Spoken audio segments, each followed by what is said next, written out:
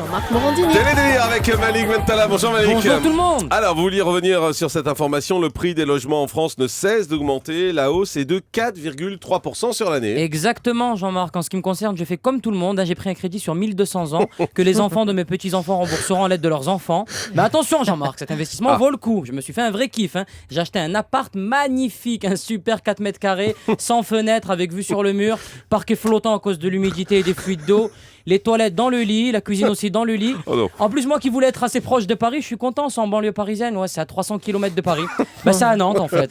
Bon, plus sérieusement, qu'est-ce que vous avez regardé à la télé? Pour commencer la journée, Jean-Marc, j'ai regardé Retour vers le futur. Ah ouais, le film avec Michael J. Fox. Non, la série avec Victor Newman et Jack Abbott, Les Feux de l'amour. Sans déconner, ils en sont à l'épisode numéro 1 234 427 et les acteurs sont encore plus jeunes qu'au début. C'est Retour vers le futur le truc. C'est la seule série où la mère est plus jeune que la fille en fait.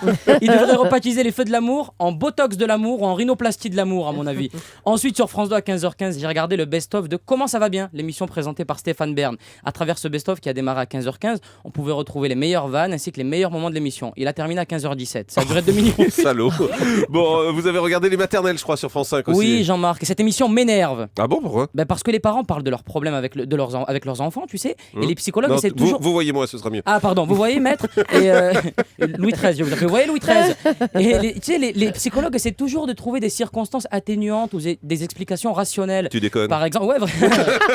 Mais je t'assure ma gueule. Et bien évidemment ma couille. Et Non, c'est bon là, stop. On perd le fil de votre truc. perd le là, fil hein. conducteur. Ça sera pas drôle. En plus, attention, en plus, ça c'était tout à l'heure entre 9h et 9h30 sur Ah ce oui, sujet-là. ouais, exactement, on est sur le fil du gasoil. Alors bref, hier le sujet c'était mon enfant me Oui. parle mal, que faire? Et là t'as un intervenant, un psy qui dit oui mais si votre enfant vous parle mal, c'est qu'il a dû avoir un traumatisme post-scolaire, post-scriptum, dû à la croissance de l'enfant qui a ressenti le besoin d'extérioriser son mal-être à travers la parole et la réticence tertiaire.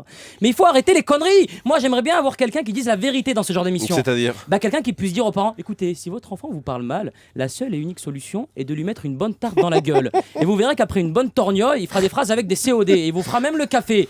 De toute manière, tout sera expliqué dans mon prochain livre. Comment mettre un coup de coude à un enfant qui parle mal aux éditions Flammarion. Ensuite, il y avait Slam sur France 2. Franchement, j'ai vite zappé, Jean-Marc, je déteste le slam. Ouais. Monter sur une table, j'en suis capable. Descendre d'une chaise, ça me met mal à l'aise. Ils se foutent de nous, les slammeurs. Faut arrêter maintenant, stop. Ensuite, vous avez regardé les séries Et policières. oui, je me suis fait une soirée série, Jean-Marc. J'ai regardé RIS, Police Scientifique, qui est une série policière française, et New York, Unité Spéciale ensuite. Et je te jure que juste le résumé des épisodes te met dans l'ambiance. Voici un des résumés de New York, Unité Spéciale. Benson et Strebler découvrent qu'un violent homicide a eu lieu non loin du pont de Brooklyn. Stacy fait alors appel à une ancienne policière, Jennifer, psychiatre au croisement de la 28e et de la 57e. Maintenant, voici le résumé des RIS. C'est autre chose. Bernard et José mènent leur enquête du côté de Rungis. Une bouteille de Chablis est retrouvée vide aux abords du Franprix. Josie décide alors de convoquer Bernard, plus connu sous le nom de Nanar le fêtard. C'est autre chose Ouais, déjà. c'est différent. Sur Direct 8, il y avait à chacun son histoire, Jean-Marc, avec comme sujet, attention, roulement de tambour, les obèses. Oh, quelle surprise. Alors, généralement, TMC font leur fonds de commerce sur 90 minutes enquête avec les quartiers chauds de Marseille, les quartiers chauds de Paris, les quartiers chauds de Marseille et de Paris.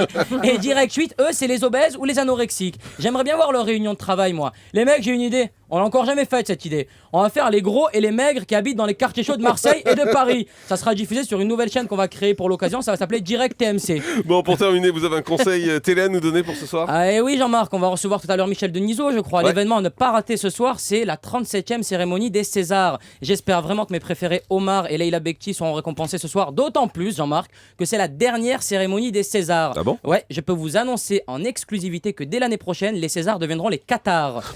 Et oui. Et le Qatar du meilleur acteur est attribué à Cheb Mami. Merci beaucoup, Malik Pas Bentala. mal. Très drôle. On vous retrouve du mercredi au samedi à 20h au Comedy Club.